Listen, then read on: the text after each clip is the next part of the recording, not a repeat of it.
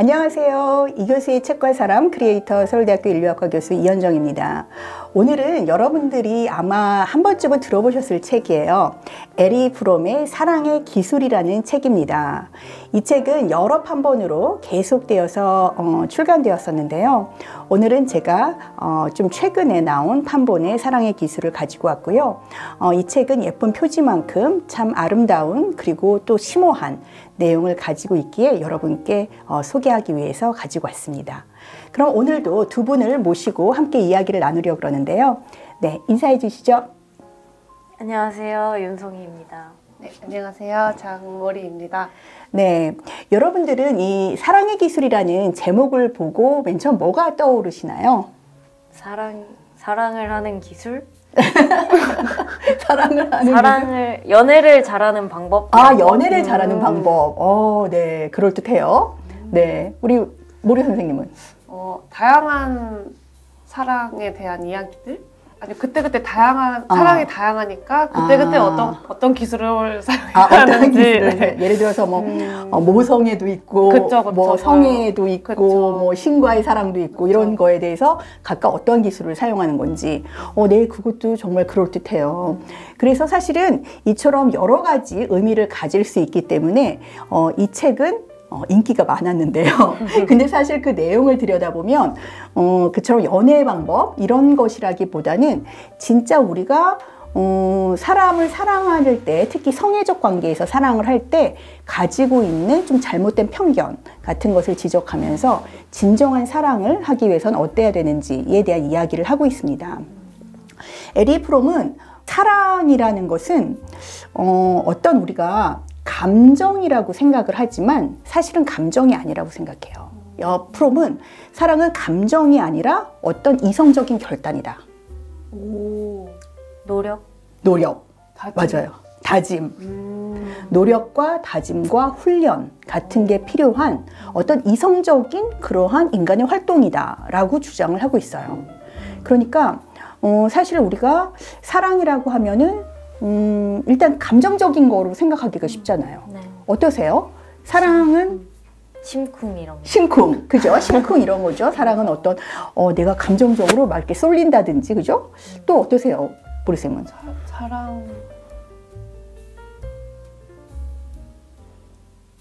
사랑은 할 말을 잃게 만드는 거군요. 너무 복합적인 것 같아요. 복합적인 거. 네. 네. 근데 이러한 그 어떤 노력과 훈련이 필요한 기술이자 결단이다 라고 하는 거에 대해서는 어떤 생각이 드세요? 어느 정도 엄청 공감도 되고 동의도 하는 것 같아요. 어떤 면에서 동의가 되세요?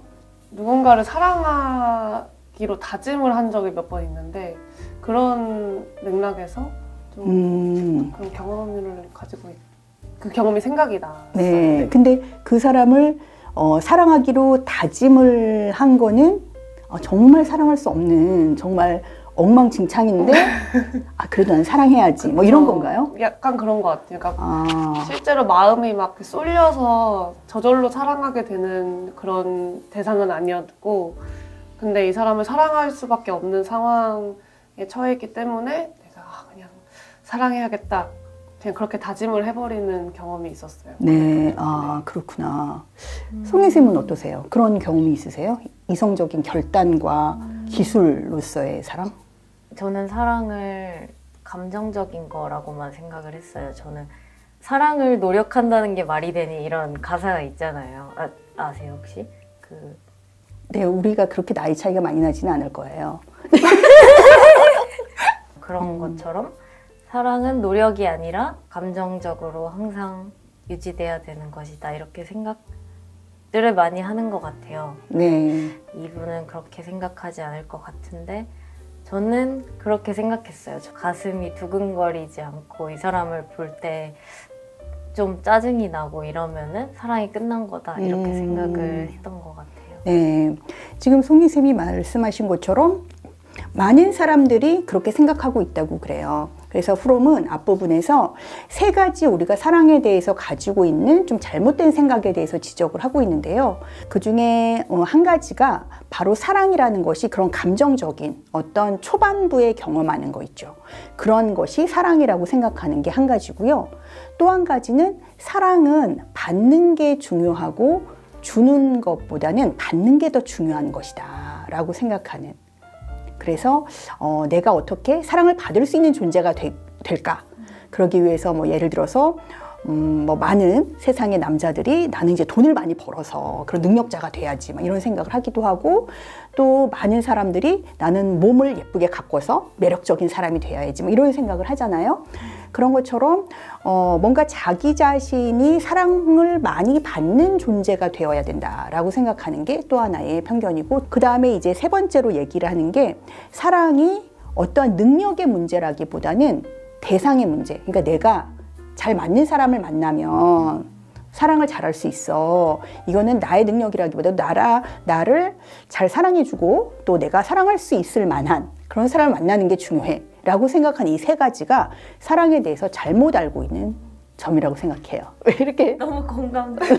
네, 저 1, 2, 3 다 저가 생각하는 그래요? 일치해가지고. 그렇구나. 그러니까 우리 송이쌤은 이 에리 프롬이 이야기하는 그러한 잘못된 생각을 갖고 있는 편견 덩어리네요.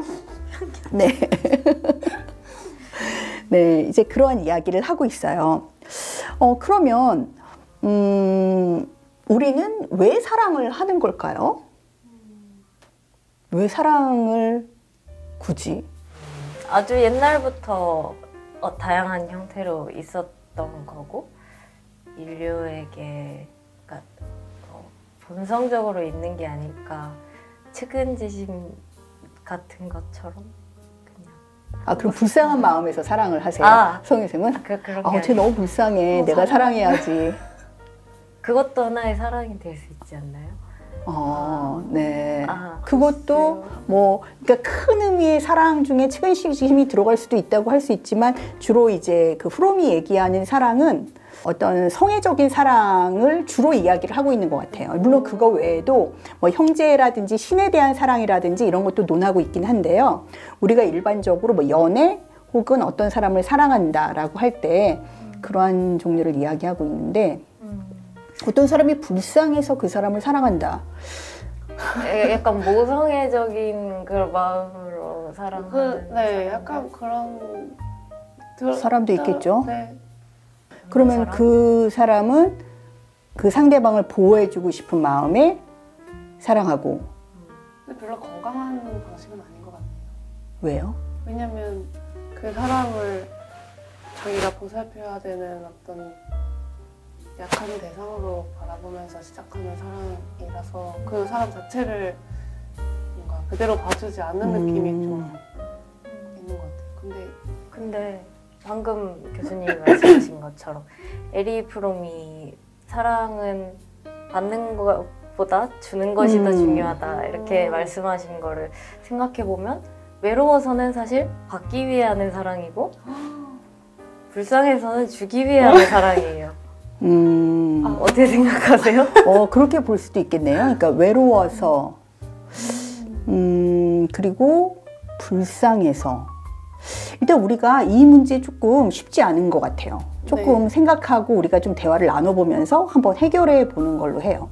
근데 에리 프롬은 크게 사랑의 유형에는 두 가지가 있다라고 말을 해요. 하나는 공서적인 관계라는 어려운 말인데요. 공서적이란 얘기는 서로 이렇게 의존하고 있다라는 뜻이에요. 함께 이제 의존하고 있다는 그런 의미에서, 예를 들어서 약간 기생하는 관계라고 할 수 있어요. 그러니까 한 사람이 그 다른 한 사랑하는 사람에게 복종하고 이렇게 살고 있다든지, 아니면은 내가 저 사람을 지배하면서 살고 있다든지. 그래서 두 사람이 서로 굉장히 밀착되어 있는 것처럼 보이지만 그 관계가 사실은 건강하다기보다도 지배와 복종의 관계로 이루어지는 것이고, 한 사람은 지배하고자 하는 욕망, 그리고 한 사람은 내가 복종해서 어떤 안전함을 느끼고자 하는 욕망을 가지고 있다는 거예요. 그래서 이런 걸 공서적 관계라고 하는데, 이런 관계는 건강하지 못한 관계라고 이야기를 해요. 왜냐하면 그것은 어떠한 외로움이라든지 불안함이라든지 이런 것을 좀 상쇄시켜주는 그런 효과가 있기는 하지만, 이 각자가 가지고 있는 온전한 인격체로서의 발전을 가로막고 있기 때문이라는 거예요. 그러니까 결국은 각자가 자신의 특정한 욕망에 종속되고 다른 부분의 가능성들을 인격적으로 풍부하게 발전시킬 수가 없는 거잖아요. 그래서 그런 것을 문제가 있다고 얘기하고요. 그렇지 않고 다른 방식의 이제 성숙한 사랑이 있을 수 있는데, 이러한 성숙한 사랑은 각자가 자신의 개성을 유지하지만 자기다움을 어떤 풍부하게 펼쳐나갈 수 있도록 하고 서로가 서로의 성장을 돕는 관계를 바로 성숙한 사랑이라고 이야기를 해요. 그렇다면 우리 아까 그 질문으로 다시 돌아가 볼까 봐요. 외로워서 하는 사랑, 그리고 불쌍해서 하는 사랑은, 하나는 외로워서 하는 사랑은 내가 받는 사랑인 것 같고, 그죠? 불쌍해서 하는 사랑은 내가 주는 사랑인 것처럼, 물론 우리가 비교를 하면 그렇긴 한데요. 어떨까요? 외로워서 하는 사랑은 아까 공서적 사랑이라고 한 거에 가깝지 않을까요? 저는 불쌍해서 하는 사랑이 약간 그 공서적 사랑에 비슷하다고 생각했는데 둘 다 그런 거. 그러니까 어떤 면에서는 그 사랑이라는 게, 물론 우리 인간은 다 부족한 면이 있지만 내가 외로워서 그것을 채우기 위해서, 혹은 어떤 사람이 되게 결핍되어 있어서 내가 그걸 채워주기 위해서 한다는 것은 사실 어떤 면에서는 약간 공서적인 관계로 갈 수 있는 그러한 어떤 부분이 있는 거겠죠. 네. 그러니까 뭔가 그러한 외적인 이유가 아니라 내가 그 사람을 사랑하는 것은 그 사람 자체의 어떤 개성과 자기다움, 그것을 내가 온전히 이해하고 또 그것에 대해서 점점 더 알고 싶고, 그러니까 나중에 이 책 뒷부분에 보면은 지식의 중요성에 대해서 이야기를 하거든요. 그러니까 무슨 얘기냐면, 내가 어떤 사람을 사랑한다는 것은 그 사람에 대해서 어떤 점점 알고 싶어하는 마음이 있다는 거예요. 마치 우리가 고양이를 키우면 고양이를 잘 돌보고 또 잘 키우기 위해서 고양이 책을 들여다보기도 하고, 그리고 고양이에 대해서 더 잘 아는 사람에게 물어보기도 하는 것처럼, 우리가 어떤 사람을 사랑할 때도 그 사람에 대해서 그 사람의 본질과 핵심을 알고자 하는 그런 마음이 드는 게 사실은 당연하다는 거예요. 그리고 그 사람을 점점 더 알고 이해하고 그러한 관계를 통해서 그 사람의 성장도 돕고 또 나도 점점 더 성장하게 되고, 이러한 관계가 좋은 성숙한 사랑이라고 이야기를 해요. 물론 지식 말고도 여러 가지를 이야기를 하는데요. 그 중에 한 가지가 이제 그 점입니다. 진짜 좋아 보여요. 얘기만 들어도. 얘기만 들어 그런 관계가 있으면 너무 좋을 것 같죠. 네. 그러면서 이제 다시 우리의 편견, 그런 사람은 어딨나.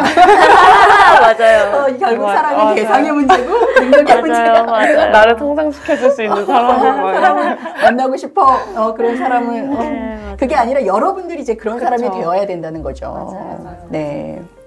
그래서 이 사랑의 기술에서, 그러면 이 기술이라는 게 무슨 뜻인지 한번 또 생각을 해볼까 해요. 이 기술이 뭘까요? 우리가 보통 기술 그러면 테크놀로지를 생각을 해요. 네. 그러니까 무슨 기술의 발전 이런 이야기를 할 때 이제 테크놀로지를 이야기를 하는데, 이 책의 원지는 The Art of Loving이에요. 아트예요. 근데 아트, 예술이라는 뜻이 있잖아요. 근데 사실 아트라는 그 단어는 그 어원이 이제 라틴어의 아르스라는 단어인데요. 그리스의 테크네라는 단어예요. 이 테크네라는 단어가 이 아트라는 것에 그 어원이 되는 아르스로 가거나 아니면 테크놀로지가 되거나 이렇게 두 가지로 나뉘는 거예요. 그래서 실제로 이 예술이라는 단어는 기술이라고 우리가 생각하는 것하고 근본적인 그 어원은 같은데요. 그러면 아르스라는 게 무슨 뜻인가 보면은, 아르스는 되게 어떤 숙련된 솜씨, 그러니까 예를 들어서 뭐 장인들이 뭘 이제 뭐 뚝딱뚝딱 해서 만드는데 뭐 짠 되게 훌륭한 어떤 것을 만들어낸다든지 뭐 어떤 검을 만들어낸다든지 뭐 이런 거 있잖아요. 이런 것들을 이제 숙련된 솜씨를 아르스라고 하고, 그게 아트의 어떤 어원이 되는 개념이에요. 그래서 이 사랑의 기술이라는 것은 우리나라에서는 사랑의 기술로 번역이 됐지만, 제가 그 예전에 그 중국인 친구한테 들었는데 중국에서는 사랑의 예술이라고 번역이 돼 있대요. 그러니까 사랑의 예술이라고 번역이 되기도 하고 뭐 사랑의 기술이라고 번역이 되기도 하지만, 이 기술이라는 것은 어떠한 숙련된 솜씨, 그러니까 사랑을 하기 위해서, 그러니까 The Art of Loving이니까 사랑을 한다는 것에 어떤 숙련된 솜씨를 가지려면 어떻게 돼야 되는가, 뭐 이러한 얘기인 거죠. 예술의 분야라고 하면 뭐 예를 들어서 그림도 있을 수 있고 뭐 공예도 있을 수 있고 뭐 여러 가지 있을 수 있잖아요. 근데 그걸 보면은 다 약간 오랜 시간 동안 노력과 훈련을 통해서 어떠한 솜씨를 가져야 되는 거고, 오늘날 우리가 기술이라고 생각할 때는 어떤 그런 장인들의 숙련된 솜씨보다는 좀 그것의 결과물을 이야기하는 경향이 있기는 하지만 그 두 가지는 어떤 면에서 좀 어원이 같다는 게 좀 이해가 되는 거죠. 그죠? 네. 아까 우리가 잠깐 이야기를 했었는데 사랑은 왜 할까? 라고 했을 때 어떤 외로워서 또는 어떤 불쌍해 보여서 이런 이야기를 했었는데요. 여러분들은 외롭거나 고독함을 느끼거나 이럴 때 어떻게 해결을 하시나요? 연애를 하는 것 같습니다. 연애를. 그러면 외로워. 그러면은 연애를 하자. 네. 그러면 그 다음에는 어떻게 하세요? 연애를 하자 결심을 딱 했어요. 그러고 연애를 하죠. 그러면 어떻게 그 과정이 어떻게 되나요? 사람을 만나요. 그냥 다양하게 사람들을 좀 만나는 것 같아요. 그러니까 이제 연애를 하기로 결심했으니까 사람들이 많은 곳에 그렇죠. 나를 이제 가는 거죠. 물색을 하기 위해서. 물색을 이제 물색을. 괜찮은 애가 어딨나. 뭐 사람이 많은 지하철역 뭐 이런 데. 그런 건 갑자기 지하철역에서 지하철역에서 네, 사람을 찾으란다. 사람을 찾습니다.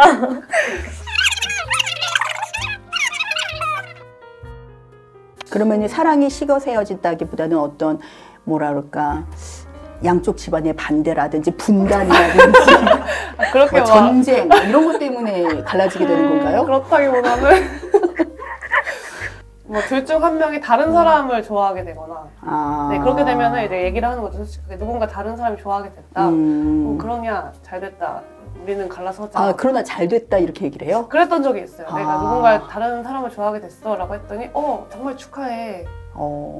너가 그 사람과 잘 되면 좋겠고 너를 정말 응원한다. 해서 이제 이렇게 헤어지게 된.